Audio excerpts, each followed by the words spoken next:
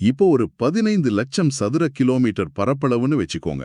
மாடி வீடுகள், தெருவெங்கும் மூடப்பட்ட கழிவுநீர் வடிகால் வசதி, சர்வதேச அளவுல கடல் வழி வணிகம். ஆமா. இத கேக்கும்போது ஏதோ இன்றைய நவீன உலகத்த பத்தி பேசுற மாதிரி தோணும். கண்டிப்பா. ஆனா இது 5000 ஆண்டுகளுக்கு முன்பு இரும்ப பத்தியோ அல்லது குதிரைகளை பத்தியோ துளியும் அறியாத ஒரு சமூகம் கட்டி எழுப்பிய பிரம்மாண்டமான ஒரு உலகத்தை பற்றிய வர்ணனை. ம். ரொம்ப ஆச்சரியமான விஷயம்தான் இது. நீங்க டிஎன்பிசி தேர்வுக்கு தயாராகும் ஒரு மாணவர்னா இந்த விரிவான அலசல் உங்களுக்காகவே பிரத்யேகமா வடிவமைக்கப்பட்டுள்ளது. ஆமா, நீங்க வெறும் தேர்வர் மட்டும் இல்ல, வரலாற்றின் ரகசியங்களை அறிய துடிக்கும் ஒரு நபரா இருந்தாலும் இது உங்களுக்கு தான். இன்னைக்கு நாம 9ஆம் வகுப்பு வரலாற்று பாடத்திட்டத்தில் உள்ள சிந்துவெளி நாகரீகம் குறித்த ரேமார்க்ஸ் ஹிஸ்டரி மாஸ்டர் கிளாஸ் குறிப்புகளை தான் முழுமையா ஆராயப் போறோம். இப்போ இந்த ரேமார்க்ஸ் குறிப்புகளை நாம மனப்பாடம் செய்யும் எந்திரத்தனமான வேலையா பார்க்க போறதில்ல. இந்த தரவுகளுக்கு பின்னால் இருக்கும் அறிவியலையும் காரணங்களையும் தேடி போக போறோம். அந்த தேடல் தான் வரலாற்றை உயிரோட்டம் உள்ளதா மாத்துது இல்லையா? கண்டிப்பா. நீங்க முதல்ல குறிப்பிட்ட அந்த முரண்பாடு தான் என்னை எப்போதுமே ஆச்சரியப்படுத்தும். அதாவது வாள் இல்ல, இரும்பு இல்ல, வேகமா பயணிக்க குதிரைகள் இல்ல. ஆனாலும் பல ஐரோப்பிய நாடுகளை ஒன்றாக சேர்த்தால் வரும் பரப்பளவ அவங்க எப்படி நிர்வகித்தார்கள் என்பது ஒரு மிகப்பெரிய புதிர். அந்த புதிருக்குள்ள நுழையறதுக்கு முன்னாடி எனக்கு ஒரு சந்தேகம். இந்த பெயர்லயே ஒரு குழப்பம் இருக்கு. என்ன குழப்பம்? இத நாம பொதுவா சிந்துவெளி நாகரிகம்னு சொல்றோம். ஆனா பல இடங்கள்ல, குறிப்பா வரலாற்று புத்தகங்கள்ல இத ஹரப்பா நாகரிகம்னு குறிப்பிடுறாங்களே. சிந்து நதிக்கரையில் தோன்றியதால் சிந்துவெளி நாகரிகம் என்பது எனக்கு புரியுது. அதன ஹரப்பா நாகரிகம். ஓ, அதுவா? இது தொல்லியல் துறையோட ஒரு எழுதப்படாத சட்டம்னு சொல்லலாம். எழுதப்படாத சட்டமா? அதாவது இப்போ ஒரு புதிய பழங்கால கலாச்சாரத்தையோ அல்லது நாகரிகத்தையோ அகழ்வாராய்ச்சியாளர்கள் கண்டுபிடிக்கிறாங்கன்னு வெச்சுக்கோங்க. ஓகே. முதலில் எந்த இடத்தில் அந்த நாகரிகத்தின் தடயங்கள் அல்லது முத்திரைகள் கண்டுபிடிக்கப்படுகிறதோ அந்த இடத்தின் பெயரையே ஒட்டுமொத்த நாகரிகத்திற்கும் சூட்டிடுவாங்க. அப்போ முதல்ல கண்டுபிடிச்ச இடம் ஹரப்பாவா? மிகச்சரி. இந்த மாபெரும் சிந்துவெளி நாகரிகத்துல 1921ஆம் ஆண்டுல முதலில் அகழ்வாராய்ச்சி செய்யப்பட்ட இடம் ஹரப்பா. அதனால தான் இதற்கு ஹரப்பா நாகரிகம்னு பெயர். இரண்டுமே ஒன்றை குறிக்கும் பெயர்கள் தான். ஓஹோ, முதல் முத்திரை குத்தப்பட்ட இடம் ஹரப்பா. இது மனதில் எளிதா பதிஞ்சிடுச்சு. சரி, அடுத்து இதோட பரப்பளவு பாத்தீங்கன்னா சுமார் 1.5 மில்லியன் சதுர கிலோமீட்டர்கள்னு குறிப்புகள் சொல்லுது. ஆமா, 15 லட்சம் சதுர கிலோமீட்டர்கள். அதாவது இந்தியா, பாகிஸ்தான், ஆப்கானிஸ்தான் விரிந்து கிடக்குது. இவ்ளோ பெரிய நிலப்பரப்ப அவங்க எப்படி வரையறுத்தார்கள்? இதன் எல்லைகள் என்ன? இப்போ இத ஒரு மிகப்பெரிய கேன்வாஸா உங்க மனசுல கற்பனை செய்துக்கோங்க. வடக்கு எல்லையா ஆப்கானிஸ்தான்ல உள்ள ஷோர்ட்டுகை அப்படிங்கிற இடம் இருந்துச்சு. சரி, ஆப்கானிஸ்தான்ல ஷோர்ட்டுகை. தெற்கே? தெற்கே பாத்தீங்கன்னா இந்தியாவின் மகாராஷ்டிராவுல உள்ள தைமாபாத். மேற்கே பாகிஸ்தான் மற்றும் ஈரான் எல்லையில் உள்ள சிட் காஜன் டோர். கிழக்கே பாத்தீங்கன்னா இந்தியாவின் உத்தரப்பிரதேசத்துல உள்ள ஆலம்கீர்போர். அப்பப்பா, ஆப்கானிஸ்தான்ல தொடங்கி மகாராஷ்டிரா வரைக்கும் இவ்ளோ பெரிய எல்லையை அவங்க சாதாரணமா தேர்ந்தெடுத்திருக்க மாட்டாங்களே. கண்டிப்பா இல்ல. நதிநீர் வளம், வணிக பாதைகள், செம்பு மற்றும் மதிப்புமிக்க கற்கள் கிடைக்கும் இடங்கள், இதையெல்லாம் மையமா வச்சுதான் இந்த எல்லைகள் விரிவடைந்தன. இது ஒரே காலகட்டத்துல ஒரே தலைமுறையில நடந்திருக்க வாய்ப்பே இல்லையே. இந்த வளர்ச்சிக்கு எத்தனை 100 ஆண்டுகள் தேவைப்பட்டிருக்கும்? பல நூறாண்டுகள் ஆயிருக்கும். இத வரலாற்று ஆய்வாளர்கள் மிக தெளிவாக 3 முக்கிய கட்டங்களாக பிரிக்கிறாங்க. இந்த ஹரப்பாவின் காலக்கோடு டிஎன்பிஎஸ்சி தேர்வர்களுக்கு மிகவும் முக்கியமானது. சரி, அந்த 3 கட்டங்கள் என்னென்ன? முதல் கட்டம் தொடக்க ஹரப்பா. இது பொது ஆண்டிற்கு முன், அதாவது கிமு அல்லது போஆமு 3300ல தொடங்கி 2600 வரை நீடித்தது. அதாவது சிறு குடிசைகளும் கிராமங்களும் மெல்ல மெல்ல ஒன்றிணைந்து சிறிய நகரங்களாக உருமாறத் தொடங்கிய காலகட்டமா இது? ஆமா, ஒரு மனிதனின் குழந்தை பருவம் போல. அப்படியானால் அடுத்தது அந்த நகரங்கள் முழுமையடைந்த காலகட்டமா தான் இருக்கும். சரியா பிடிச்சிங்க. அதுவே முதிர்ந்த ஹரப்பா நாகரிகம். கிமு 2600 முதல் 1900 வரையிலான காலகட்டம். ஓ, இப்போ நாம ஆச்சரியப்படுற அந்த பிரம்மாண்டமான மாடி வீடுகள், திட்டமிடப்பட்ட தெருக்கள் எல்லாமே இந்த காலகட்டம் தானா? கண்டிப்பா. சர்வதேச வணிகம் எல்லாமே இந்த முதிர்ந்த கட்டத்துல தான் நடந்துச்சு. நகரங்கள் தங்களின் உச்சக்கட்ட வளர்ச்சியை அடைந்திருந்தன. சரி, மூன்றாவது கட்டம். மூன்றாவதா வருவது பிந்தைய ஹரப்பா. இது கிமு 1900 முதல் 1700 வரை நீடித்தது. எதனாலோ இந்த நாகரிகம் தனது வலுவை இழந்து மக்கள் நகரங்களை காலி செய்துவிட்டு இடம்பெற துவங்கிய காலகட்டம் இது. தொடக்கம், முதிர்ச்சி, வீழ்ச்சி என 3 கட்டங்கள் மிக தெளிவா புரியுது. இப்போ ஒரு சிக்கல் என்னன்னா, இந்த 15 லட்சம் சதுர கிலோமீட்டர்ல உள்ள முக்கிய நகரங்களின் பெயர்களை கேட்டாலே கொஞ்சம் குழப்பமா இருக்கே. என்ன குழப்பம் உங்களுக்கு? எந்த ஊர் எந்த நாட்டுல எந்த மாநிலத்துல இருக்கு அப்படிங்கறது எப்படி நினைவில் வச்சுக்கிறது? தேர்வர்களுக்கு இது ஒரு பெரிய சவாலா இருக்குமே. இப்போ இத தனித்தனி வார்த்தைகளா மனப்பாடம் செஞ்சா கண்டிப்பா மறந்துடும். ஒரு வரைபடமா பிரிச்சு பாப்போம். முதல்ல பாகிஸ்தான்ல 2 முக்கிய புள்ளிகள் இருக்கு. ஒன்னு நாம ஏற்கனவே பார்த்த ஹரப்பாவா? ஆமா, ஹரப்பா. இது அங்க உள்ள பஞ்சாப் மாகாணத்துல இருக்கு. மற்றொன்று மிக பிரபலமான மொஹஞ்சதாரோ. இது சிந்து மாகாணத்துல இருக்கு. சரி, ஹரப்பா பஞ்சாபிலும் மொஹஞ்சதாரோ சிந்துவிலையும் இருக்கு. இரண்டும் பாகிஸ்தான். அப்போ இந்தியாவில் உள்ள இடங்களை எப்படி பிரிக்கிறது? இந்தியாவுல இத 3 மாநிலங்களுக்குள் அடக்கிடலாம். முதல்ல குஜராத். கடல் வணிகத்திற்கு புகழ்பெற்ற குஜராத்ல தோலாவீரா, லோத்தல், சுர்கோட்டா ஆகிய 3 இடங்கள் இருக்கு. தோலாவீரா, லோத்தல், சுர்கோட்டா 3ம் குஜராத். அடுத்தது வறண்ட நிலப்பகுதியான ராஜஸ்தான். அங்க கலிபங்கன், பானாவாலி ஆகிய 2 விவசாய நகரங்கள். இறுதியா ஹரியானா மாநிலத்துல உள்ள ராகிகரி. ஓ, இப்படி மாநிலம் வாரியா பிரிச்சு படிச்சா ஒரு கற்பனை வரைபடம் மனசுல நிரந்தரமா பதிஞ்சிடுது. இது ஒரு அருமையான அணுகுமுறை. ஆமா, இது தேர்வுக்கு ரொம்ப உதவும். சரி, இந்த நகரங்களின் கட்டமைப்புக்கு வருவோம். எனக்கு இங்கதான் மிகப்பெரிய ஆச்சரியம் காத்திருக்கு. இப்போ பாத்தீங்கன்னா, இன்றைய நவீன நகரங்கள்ல கூட லேசான மழை பெஞ்சா தண்ணீர் தேங்கிருது. பல இடங்கள்ல முறையான கழிவுநீர் வடிகால் வசதி இல்ல. உண்மைதான். ஆமா, ஆனா 5000 ஆண்டுகளுக்கு முன்பே அவங்க சுட்ட செங்கற்களால் வீடுகள் கட்டினாங்க, மூடப்பட்ட கழிவுநீர் கால்வாய்களை அமைத்தார்கள் என்பது எப்படி சாத்தியம்? அதற்கான பொறியியல் அறிவு அவங்களுக்கு எப்படி வந்துச்சு? அவங்களோட நகரமைப்பை பார்த்தா ஒரு நவீன ஸ்மார்ட் சிட்டி திட்டமிடல் போல தோணும். நகரத்தின் தெருக்கள் எல்லாமே செங்கோணத்தில், அதாவது 90 டிகிரியில் ஒன்றையொன்று வெட்டிக்கொள்ளும் வகையில கிரிட் சிஸ்டம் எனப்படும் சதுரங்க பலகை அமைப்புல இருந்துச்சு. ஓ, கிரிட் சிஸ்டமா? ஆமா. இதனால காற்று வீசும்போதே தெருக்களில் உள்ள குப்பைகள் தானாகவே அடித்துச் செல்லப்படும் ஒரு இயற்கை சுத்திகரிப்பு முறை அங்கிருந்துச்சு. ஆச்சரியமா இருக்கே. வீடுகள் எப்படி கட்டப்பட்டிருந்துச்சு? வீடுகள் சுட்ட மற்றும் சுடாத செங்கற்களால் கட்டப்பட்டன. எல்லா வீடுகளிலும் கழிப்பறைகள் இருந்துச்சு. அந்த தண்ணீர் நேராக தெருவில் உள்ள முக்கிய மூடப்பட்ட கழிவுநீர் கால்வாயை சென்றடையும் வகையில் குழாய்கள் இணைக்கப்பட்டிருந்தன. அந்த மாபெரும் குளியல் குளம் ஒன்னு சொல்லுவாங்களே, தி கிரேட் பாத், அத பத்தி சொல்லுங்க. அது மொஹஞ்சதாரோல தானே கண்டுபிடிக்கப்பட்டுச்சு? ஆமா, மொஹஞ்சதாரோவின் மாபெரும் குளியல் குளம் அன்றைய கட்டடக்கலையின் உச்சம்னு சொல்லலாம். அது வெறும் செங்கற்களை அடுக்கி வைக்கப்பட்ட குளம் இல்ல.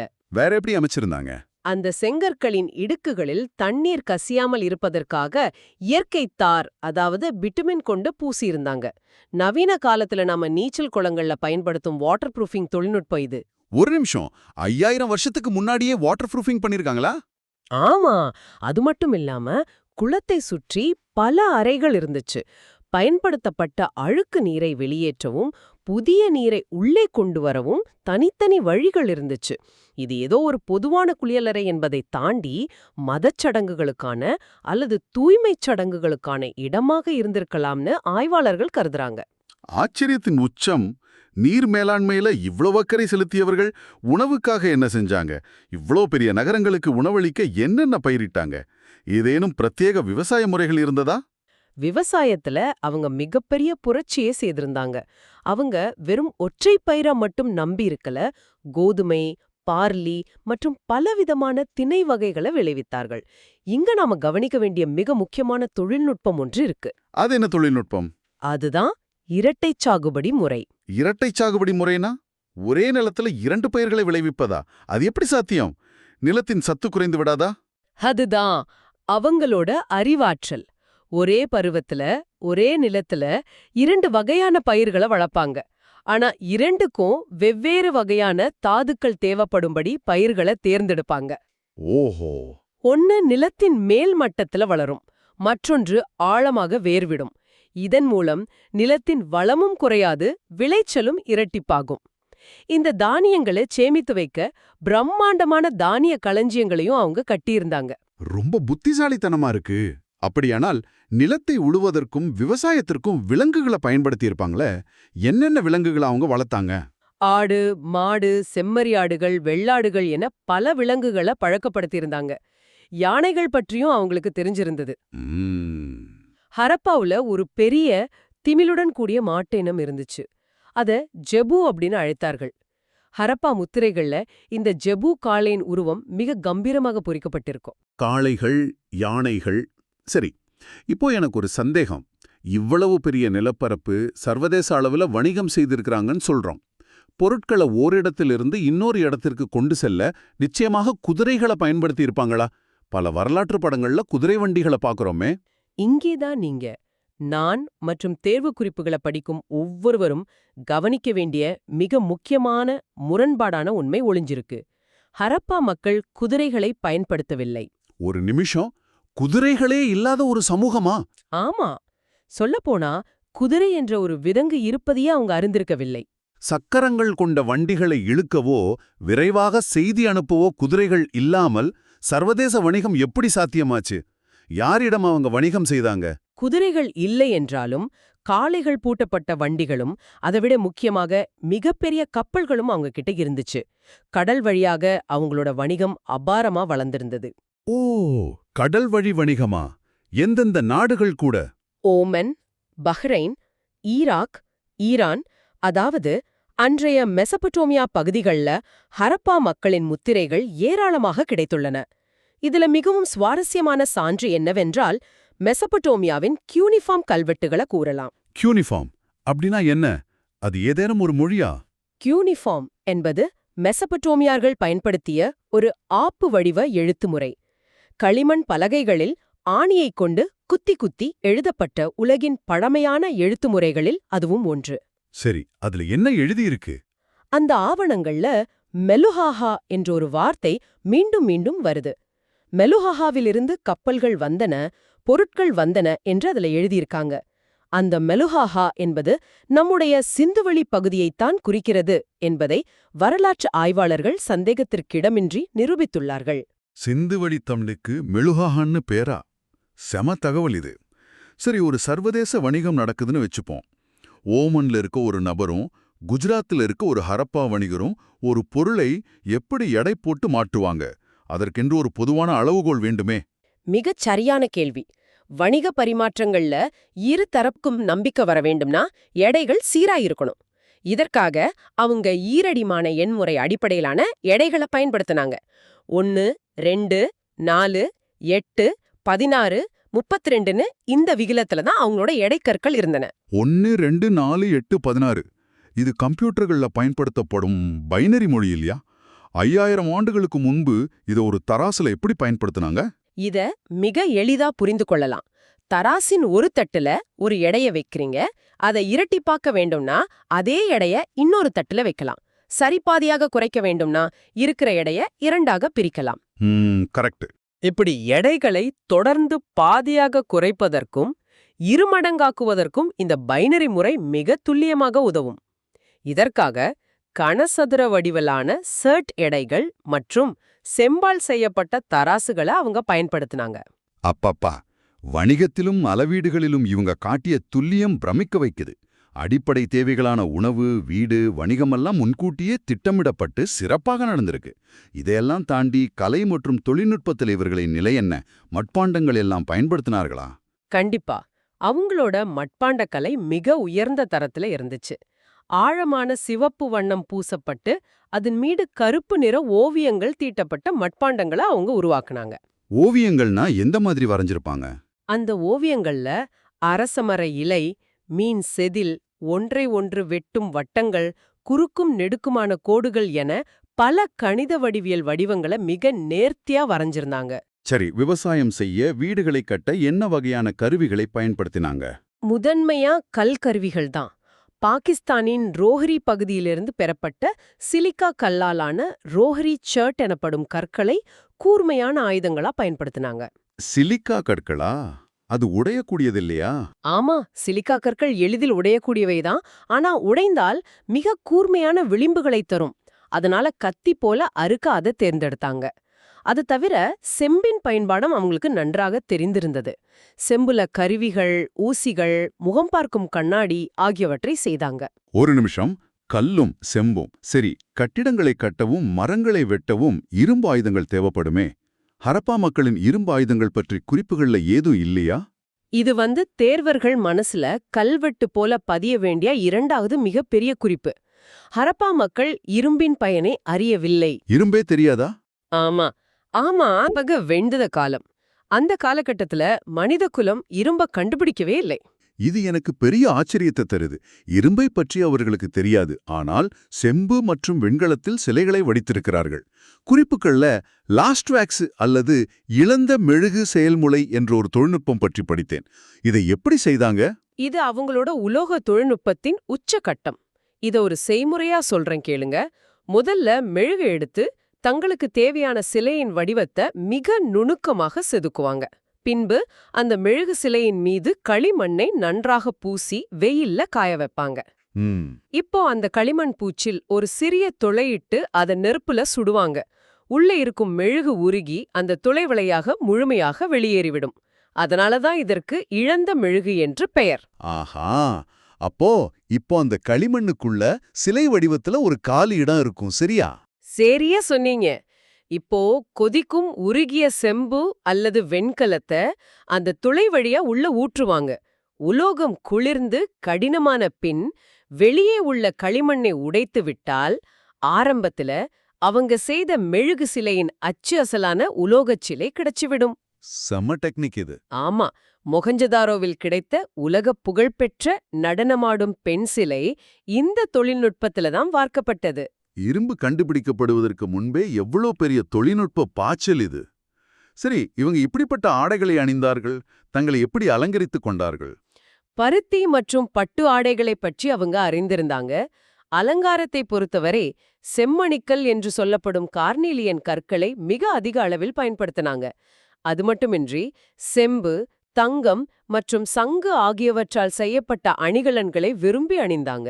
இதுவரையில அவங்களோட தொழில்நுட்பம், வணிகம் அனைத்தையும் பார்த்துட்டோம்.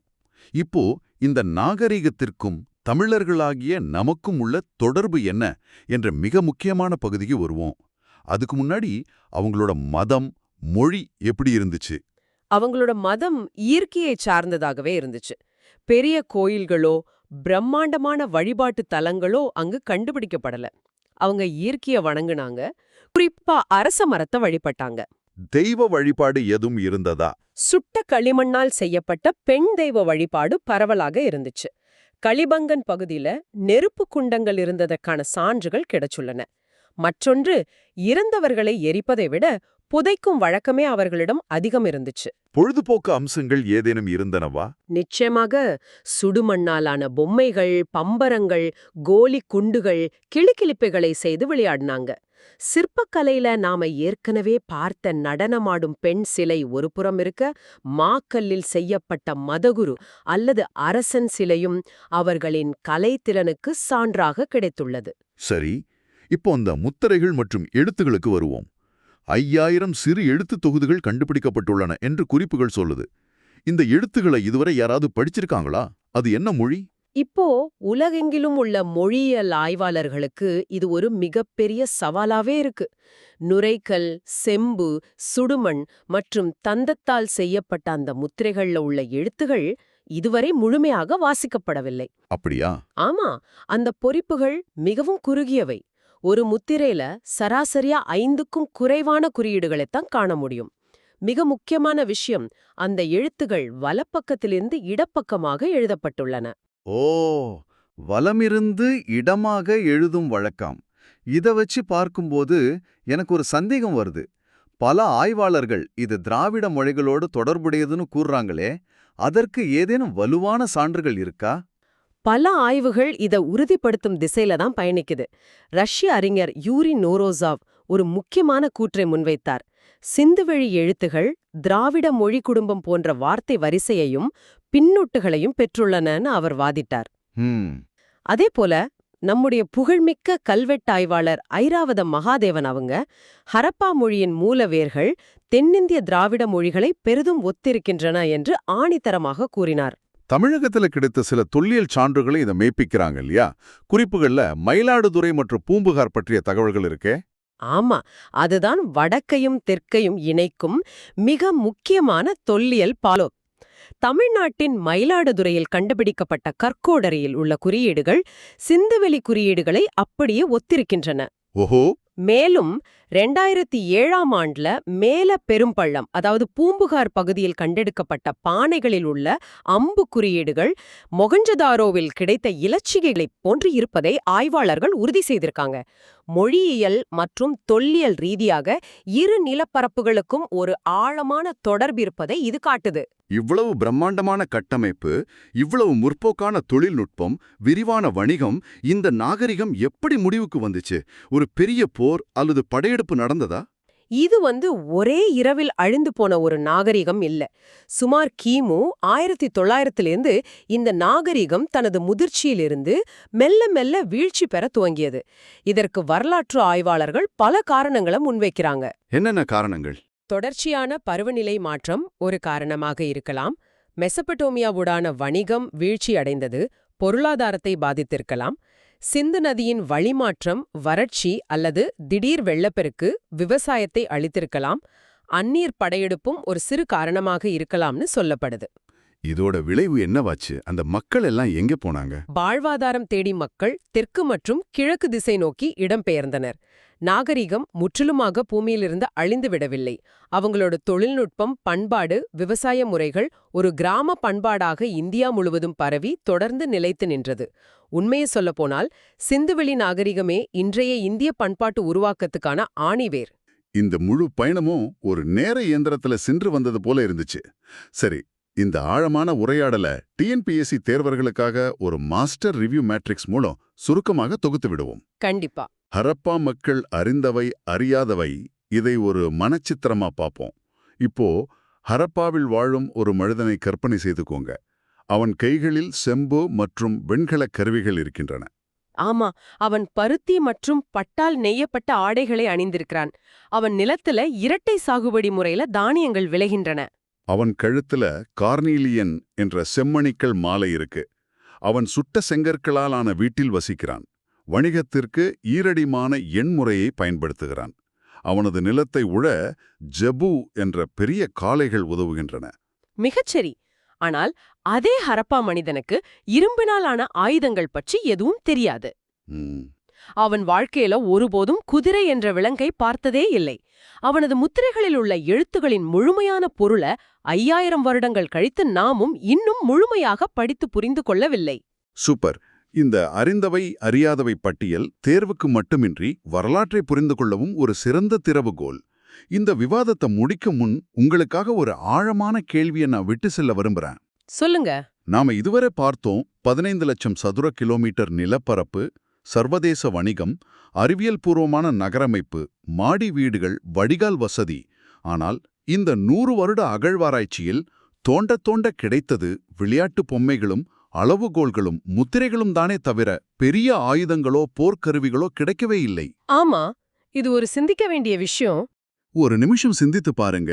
வன்முறையோ பெரிய இராணுவமோ இல்லாமல் ஒரு சமூகம் எப்படி இவ்வளவு அமைதியாகவும் மிகப்பெரிய வளர்ச்சியுடனும் வாழ்ந்திருக்க முடியும்? எந்த ஒரு பெரும் வன்முறை கருவியும் இல்லாமல் இவ்வளவு பெரிய நிலப்பரப்பை எந்த நிர்வாக முறை ஒன்றிணைத்திருக்கும்? இன்றைய உலகில் எத்தனையோ சட்டங்கள், இராணுவங்கள் இருந்தும் நடக்கும் போர்களையும் குழப்பங்களையும் பார்க்கிறோம். ஆனால் அமைதியே ஒரு சிறந்த நிர்வாக கருவியாக இருந்திருக்க முடியுமா? இந்த அமைதி வழி சமூகத்தின் ஆட்சியாளர்கள் எப்படிப்பட்ட மனநிலையில் இருந்திருப்பார்கள் என்பதை நீங்களே சற்று சிந்தித்துப் பாருங்கள்.